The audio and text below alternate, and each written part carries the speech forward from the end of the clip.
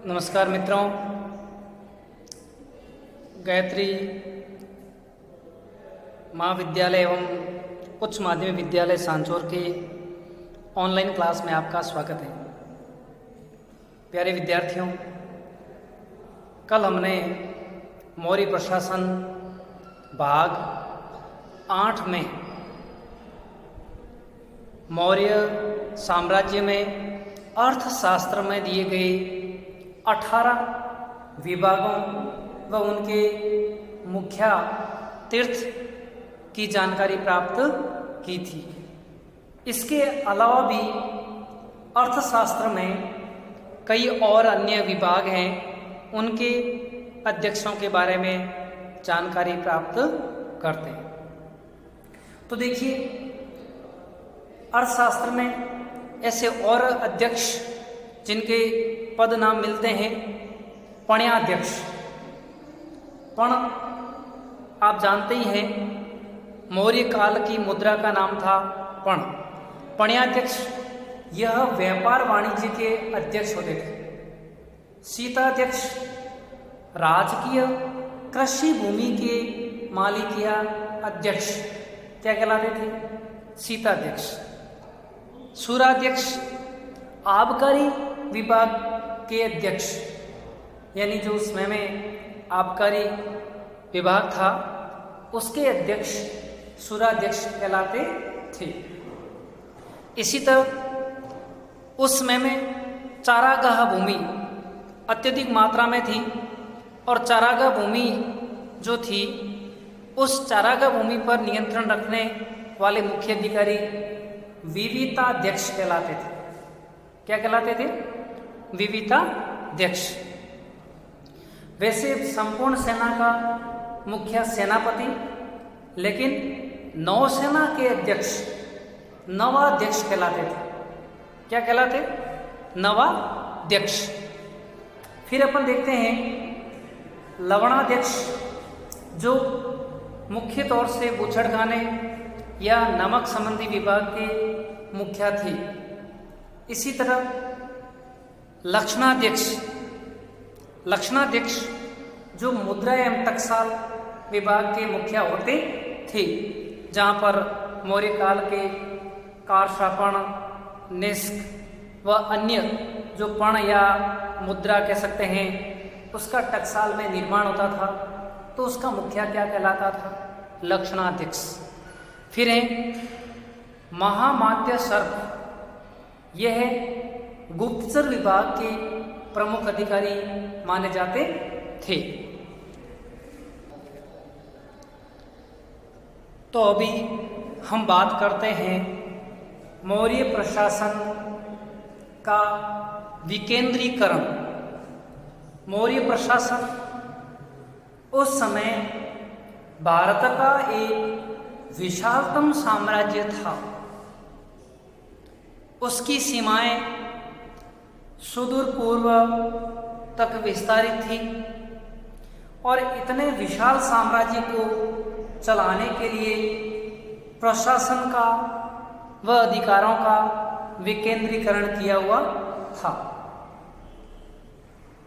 जिसे हम प्रशासनिक विकेंद्रीकरण के रूप में समझ सकते हैं। तो देखिए, मौर्य प्रशासन को देखते हैं।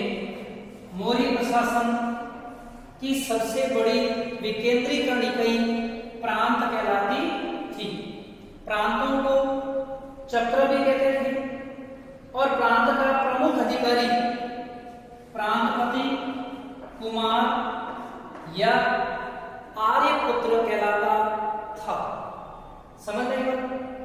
मौर्यों ने अपने साम्राज्य को प्रांतों में विभाजित किया था, जिसे चक्र कहते थे। प्रमुख अधिकारी प्रांतपति, कुमार या आर्यपुत्र कहलाते थे।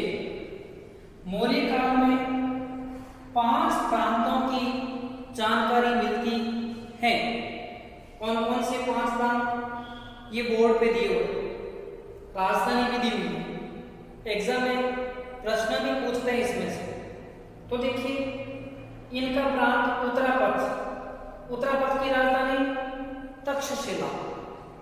उत्तरापथ की राजधानी कौन सी थी? तक्षशिला।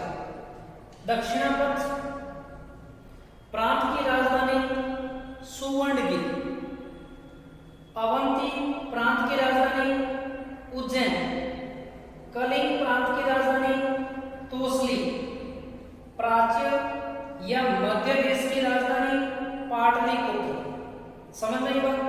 ये 5 प्रांत और 5 प्रांतों की 5 राजधानियां। उत्तरापथ राजधानी तक्षशिला, दक्षिणापथ राजधानी सुवर्णगिरी, तक्षशिला पश्चिमोत्तर वर्तमान पाकिस्तान में, सुवर्णगिरी कर्नाटक में, अवंती उज्जैन वर्तमान में मध्य प्रदेश, कलिंग राजधानी तौसली उड़ीसा में, प्राच्य देश मध्य देश की राजधानी उस समय में पाटलिपुत्र और वर्तमान में जिसे हम पटना बोलते हैं। ये 5 प्रांत थे। चंद्रगुप्त मौर्य के काल में 4 प्रांत थे। सम्राट अशोक ने 261 ईसा पूर्व में कलिंग युद्ध जीता और कलिंग युद्ध के बाद उनका नया प्रांत कौन सा आ गया? कलिंग। तो कितने हो गए? 5 प्रांत। प्रांतों का मुखिया प्रांतपति कुमार या आर्यपुत्र कहलाता था। ये प्रांतपति अथवा कुमार राजा के आदेश का पालन करते हुए अपने अपने प्रांतों में न्याय व्यवस्था, शांति व्यवस्था, प्रशासनिक व्यवस्था, करों की वसूली व समय समय पर राजा या शासक के द्वारा दिए गए आदेशों का पालन करते थे। मौर्य साम्राज्य निसंदेह विशाल साम्राज्य था, लेकिन मौर्य साम्राज्य है, इसकी सबसे बड़ी विशेषता थी कि इसने प्रशासन को इस तरह से विकेंद्रीकृत किया था कि उसे पूर्ण रूप से समझा जा सके, नियंत्रण में रखा जा सके और सही रूप से संचालित एवं किया जा सके। इसी तरह प्रशासनिक विकेंद्रीकरण की कड़ी में मौर्य साम्राज्य प्रांतों से मंडलों में विभाजित किया गया था। प्रांतों से मंडलों में, ठीक है, यानी प्रांत से छोटी इकाई कौन सी थी? मंडल। और मंडल का प्रमुख अधिकारी प्रदेश का महामात्य या प्रादेशिक, कई बार उसको प्रदेश का बोलते थे, महामात्य भी बोलते थे और प्रादेशिक बोलते थे। तो प्रांतों को किसमें विभाजित किया गया? मंडल में। और मंडल का मुखिया प्रदेश का या महामात्य अथवा प्रादेशिक था। मंडल जो अपन संभाग स्तर पर मान सकते हैं, ठीक है।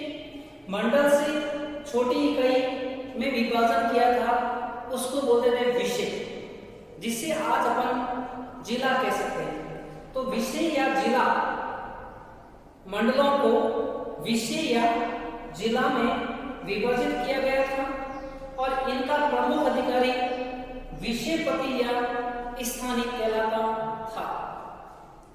परीक्षा में प्रश्न पूछा हुआ था कि जिला स्तर की इकाई क्या कहलाती थी?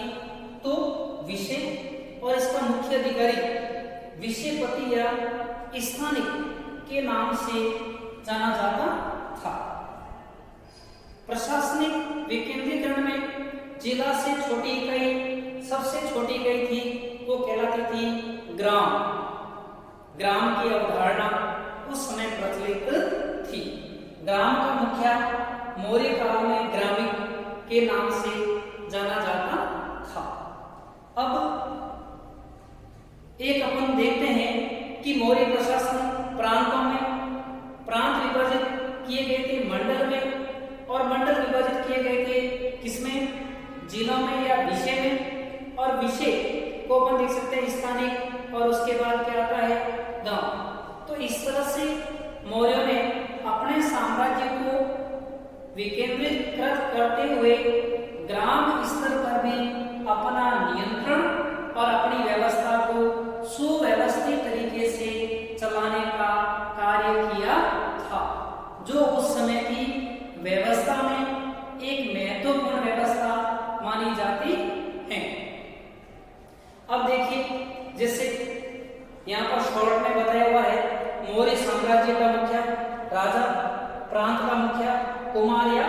आर्यपुत्र, मंडल का मुखिया, प्रदेश का प्रादेशिक या महामात्य, जिला मुखिया, विषयपति या स्थानिक, और ग्राम का मुखिया ग्रामीण।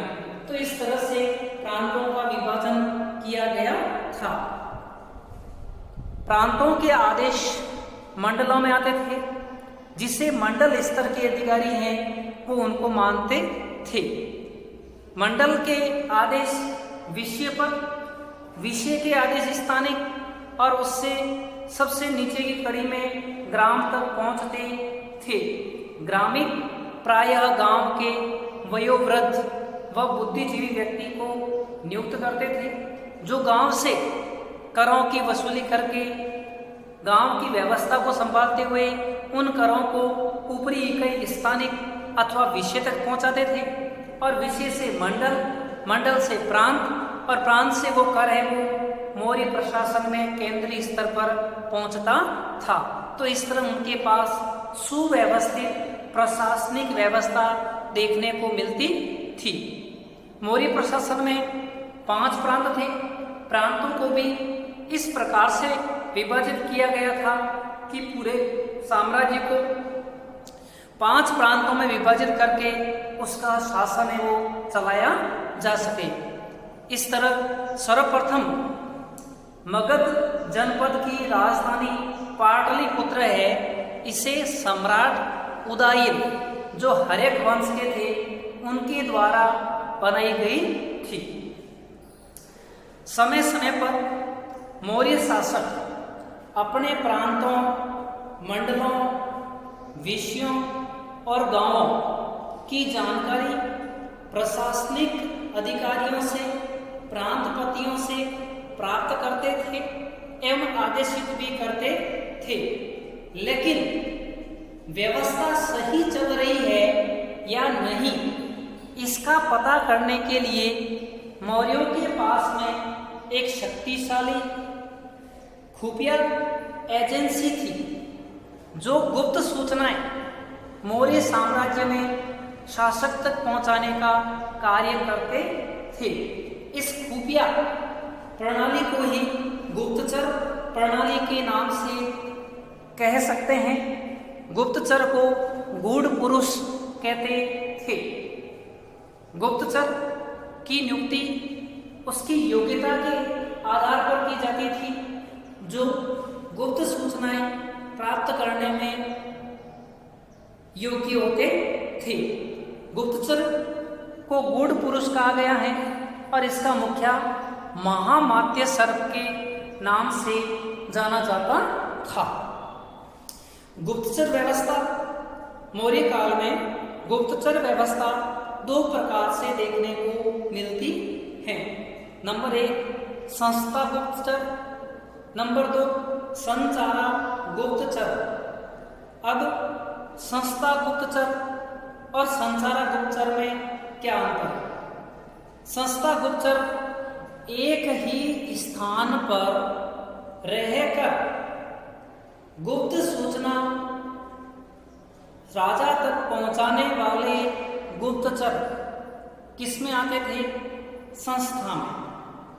संचारा गुप्तचर घूम घूमकर प्रांतों में, मंडलों में एवं अन्य स्थानों पर घूम घूमकर जो गुप्त सूचनाएं राजा तक पहुंचाने का कार्य करते थे, उन्हें संचारा गुप्तचर की श्रेणी में माना गया है। तो ध्यान रखना, गुप्तचर विभाग का मुखिया गूढ़ पुरुष या महामात्य सर्प। गुप्तचर 2 प्रकार के, एक संस्था और एक संचार। संस्था एक ही स्थान पर रहकर सूचनाएं राजा तक पहुंचाने वाले।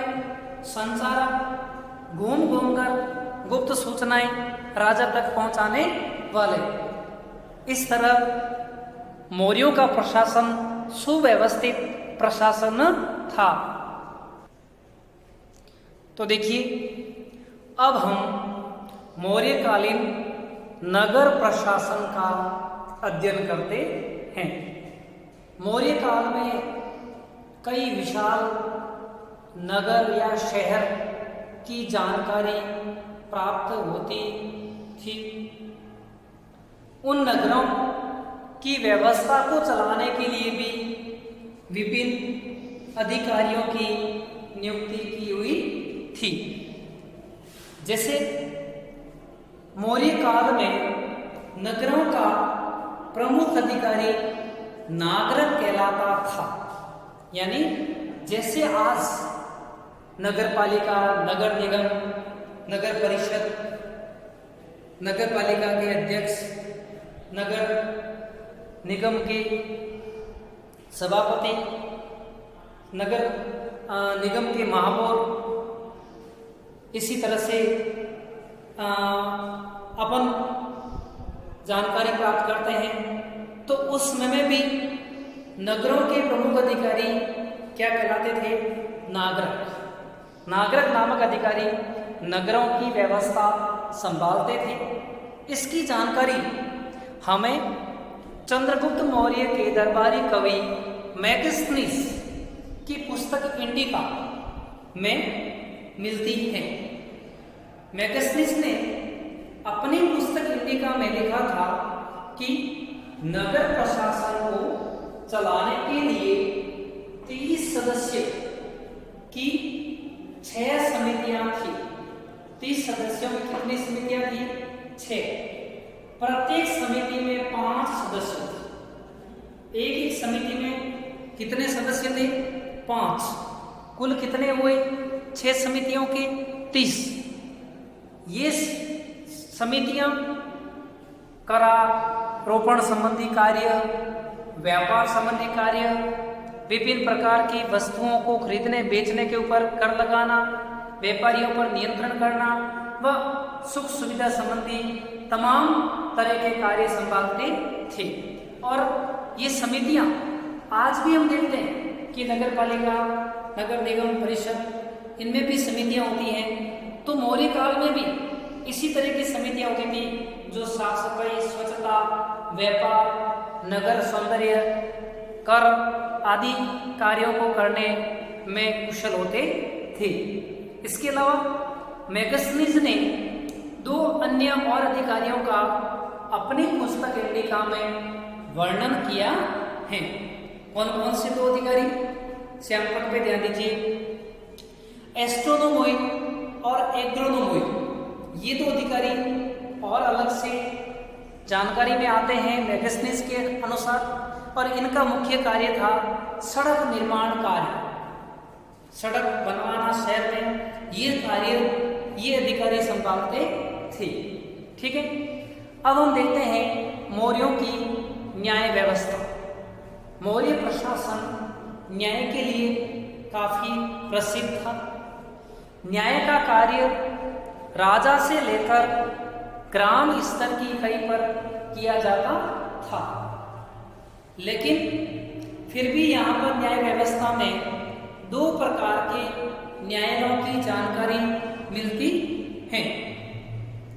एक कंटक शोधन या फौजदारी न्याय, जिसके न्यायाधीश को प्रदेष्टा कहा जाता था। इस न्यायाधीश प्रतिष्ठा के समकक्ष लड़ाई झगड़े, मारपीट यानी फौजदारी संबंधी जितने भी मामले आते थे उनका न्याय इस न्यायालय में होता था। इसके अलावा दूसरा न्यायालय धर्म स्थी या दीवानी न्यायालय, इनके जो मुख्य जज होते थे वह व्यावहारिक कहलाते थे। ठीक है। इसमें संपत्ति संबंधी झगड़ा है या बंटवारे को लेकर झगड़ा है, तो ऐसे जो मामले होते थे उनका न्याय इन व्यावहारिक न्यायाधीश की अदालत में, धर्म स्थी न्यायालय में किया जाता था।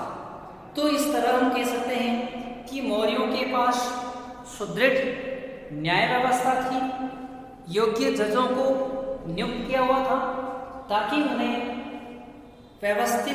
सुव्यवस्थित तरीके से लोगों को न्याय प्रदान हो सके।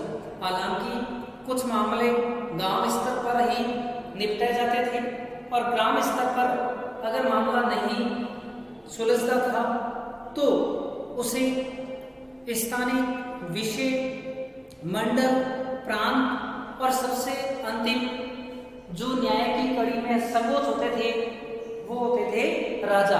राजा के पास पहुंचाए जाते थे और राजा उन मामलों में जो न्याय देता था वह सुप्रीम कोर्ट की भांति सर्वोच्च और बाध्यकारी माना जाता था। Thank you.